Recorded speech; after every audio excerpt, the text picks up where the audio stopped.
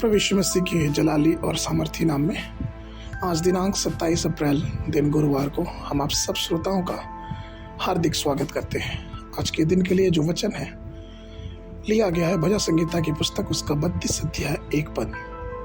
वचन कहता है, क्या ही धन्य वो जिसका अपराध क्षमा किया गया और जिसका पाप ढांपा गया हो।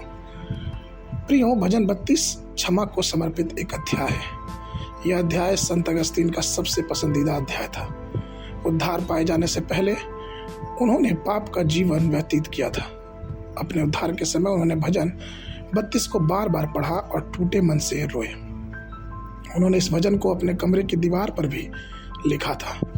इस संसार में सबसे बड़ा संकट पाप के दोष से ग्रसित होना है, और जब किसी व्यक्ति के अधर्म और अपराधों को क्षमा किया जाता है तो मुक्ति, आनंद और शांति अद्वितीय होती है।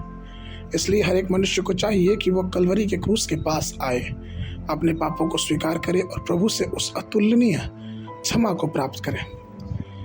एक बार एक चोर एक आभूषण की दुकान को लूट रहा था, तो उसके मालिक ने उससे कहा कि वह सभी गहने ले जा सकता है, लेकिन उसको कुछ हानि न पहुंचाए और उसको जान को बख्श दे।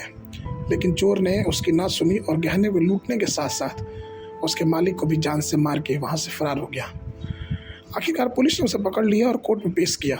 दोषी के वकील अपने दलील के जरिए किसी भी तरह से चोर को रिहा करवाना चाहता था, परंतु जब सुनवाई हो रही थी तो चोर खड़ा होकर अपने अपराध को स्वीकार किया और चिल्ला के कहने लगा कि हाँ, मैं ही हत्यारा हूँ। मेरी अंतर आत्मा मुझे रात दिन सताती है। अपने जीवन को बख्श देने की उसकी गुहार मेरे कानों में आज तक गूंजती है और यह गूंज मुझे पागल कर देती है। कृपया मुझे भी मौत की सजा दे दे। प्रिय, परमेश्वर जो है हमारा, वो हमारे पापों को ढकने वाला है। नीति वचन की पुस्तक उसका 28 के 13 पद में लिखा है कि जो अपने पाप ढांपता है उसका कार्य सफल नहीं होता, परंतु जो उनको मान लेता है और छोड़ भी देता है उस पर दया की जाएगी। प्रियो, यदि कोई व्यक्ति पूरे हृदय से अपने पापों का पछतावा करता है, उन्हें स्वीकार करता है और उससे दूर होने का समर्पण करता है, तो प्रभु उसे क्षमा करेगा, उसे शुद्ध करेगा, उसे धर्मी बनाएगा और सच्चे पछताव से परमेश्वर प्रसन्न होता है और उन्हें स्वीकार करता है। निर्गमन की पुस्तक उसके 32 के 4 में वचन कहता है, और हारून ने उन्हें उनके हाथ से ले लिया और एक बछड़ा डालकर बनाया और टाकी से गढ़ा। तब वे कहने लगे कि इस्राएल, तेरा परमेश्वर जो तुझे मिस्र से छुड़ा लाया है वो यही है। यह परमेश्वर की दृष्टि में एक महान घृणा की पाप थी।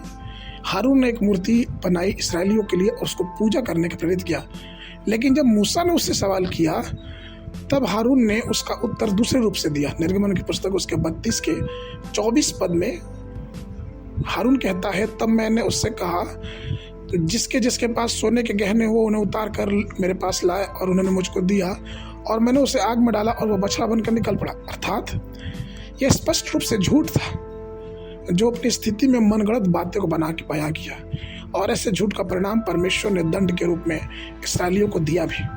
प्रियो, यदि हम अपने पापों को परमेश्वर के सामने मान लेते हैं और अपने पापों को ढकते नहीं है, तो परमेश्वर उन्हें क्षमा करने और हमें धर्मी बनाने में सत्य और सच्चा परमेश्वर है।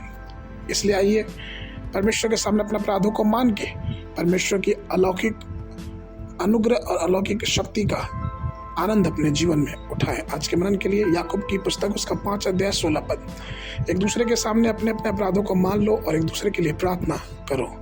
बाइबल अध्ययन के लिए सुबह के समय पहला राजा की पुस्तक उसका 1-2 अध्याय, संध्या के समय लूका रचित सुसमाचार उसका 19 अध्याय 28 पद से लेकर 48 पद तक।